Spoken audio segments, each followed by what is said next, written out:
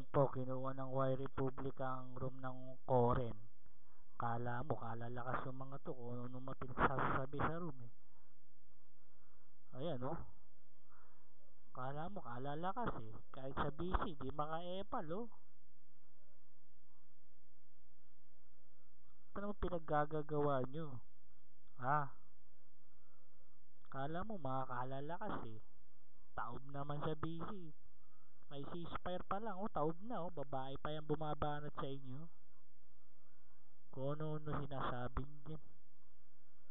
Yun ba yung ano na dyan? Yuri na yan. Kala mo malakas yan. Nagmumura pa sa BC yan.